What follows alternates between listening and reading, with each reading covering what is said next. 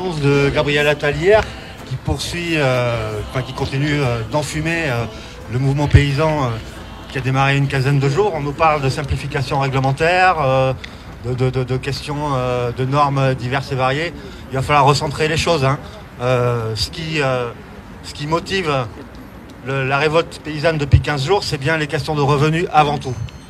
Et parmi elles, la pression économique écrasante sur toutes nos productions et sur tous nos modes de production, qui provient des distorsions de concurrence massives face auxquelles on se trouve, que ce soit dans le cadre des accords de libre-échange intercontinentaux ou dans le cadre du marché unique européen qui organise des distorsions de concurrence intenables. En Lot-et-Garonne, on est bien placé pour connaître ça. On a une grande diversité de production, notamment en fruits et légumes. Et c'est bien à l'intérieur du marché unique que s'organisent des distorsions de concurrence qui ont fait s'effondrer la production lot-et-garonnaise et plus largement nationale. On ne produit plus que 30% des fruits qu'on consomme en France, 60% des légumes. Et on continue massivement de mettre la clé sous la porte dans ces productions. Mais il y en a d'autres qui sont plus impactées, elles, par les traités de libre-échange internationaux. Je pense à la viande bovine, par exemple, qui continue d'être l'objet de distorsions de concurrence massives dans le cadre des accords de libre-échange qu'on négocie actuellement. Vous avez noté que Macron a annoncé lundi que tout était à l'arrêt concernant les négociations entre l'Union européenne et le Mercosur. Il n'a pas fallu 12 heures pour que la Commission européenne démente. Macron, de ce point de vue, se moque de nous. Il y a également en cours de négociation un accord avec le Chili qui prévoit d'énormes contingents de fruits sans droit de douane. Bref, il faut absolument exiger l'arrêt immédiat de ces négociations, le désengagement vis-à-vis d'un certain nombre d'accords de libre-échange comme le CETA qui ont été validés, et pouvoir remettre en question un certain nombre d'articles du traité de Lisbonne qui organisent ces distorsions de concurrence. Je passe la main à mes camarades.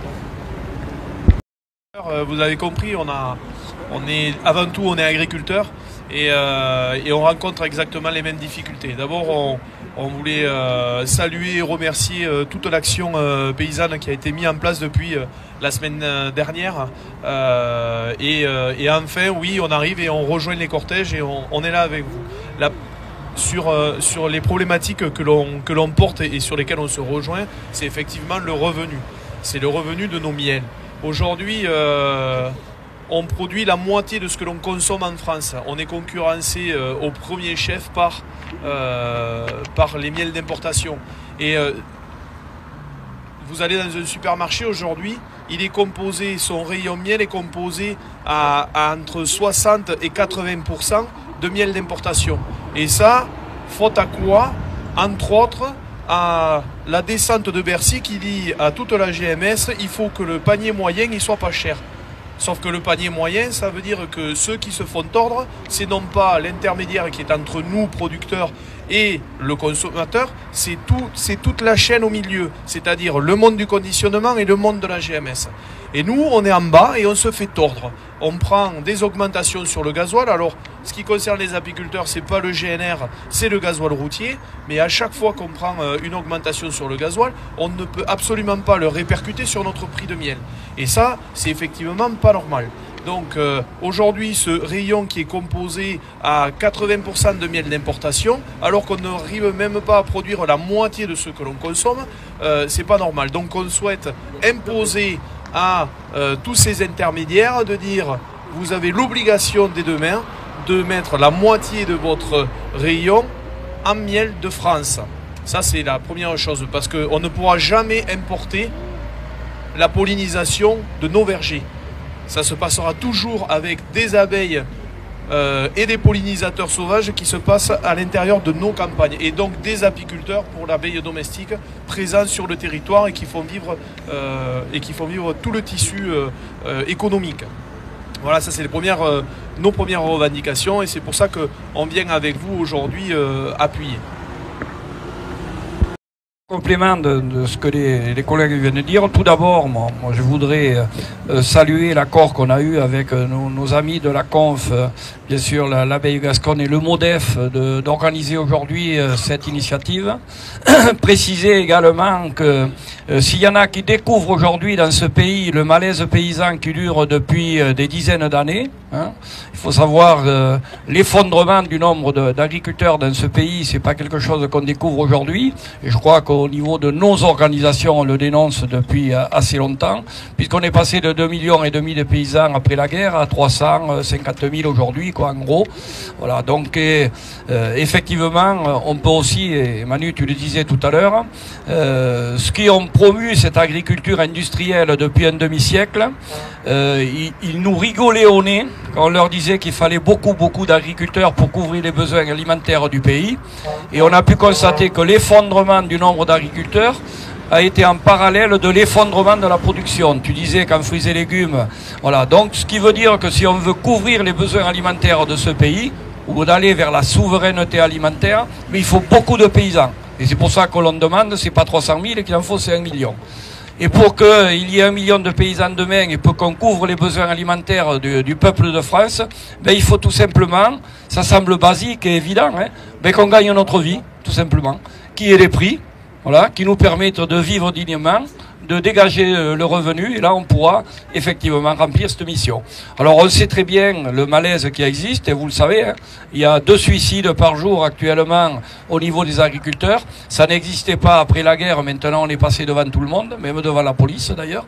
Voilà, et c'est un triste record que de savoir que si les agriculteurs sont les premiers en matière de suicide, ça veut dire qu'on est mal, voilà, et il faut que les choses changent.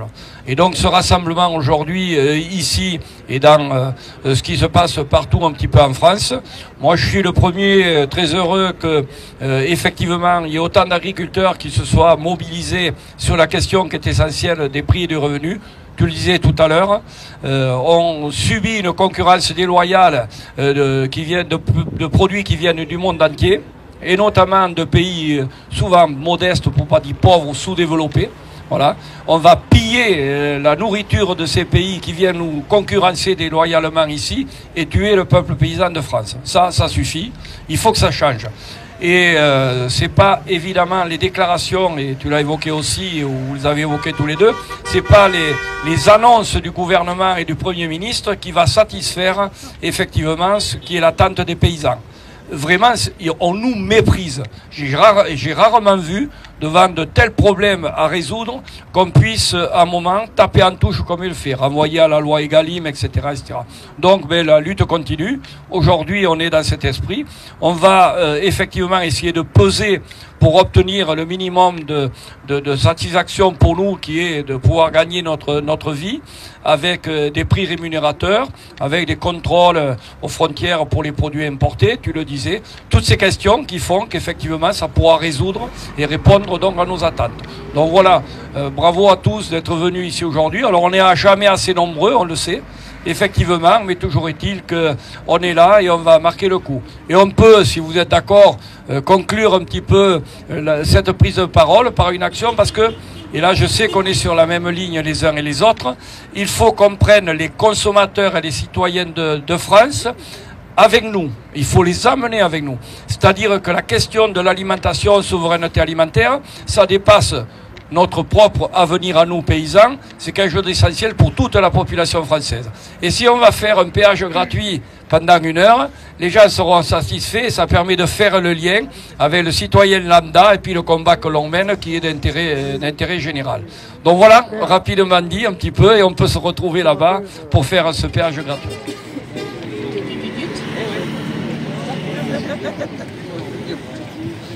On va retourner sur l'autoroute, faire le péage gratuit.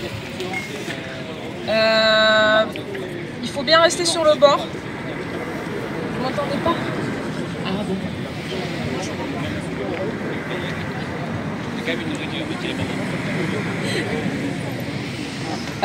Du coup, on repart sur l'autoroute. On est prudent. Il y a des chauffeurs ce matin qui étaient énervés. Donc on fait attention. On va réouvrir des camions, on va arrêter des camions et on reste calme. Voilà. Et pour la suite, pour les jours d'après, on vous tient au courant. Pour l'instant, on n'a pas décidé quoi que ce soit. Ok ?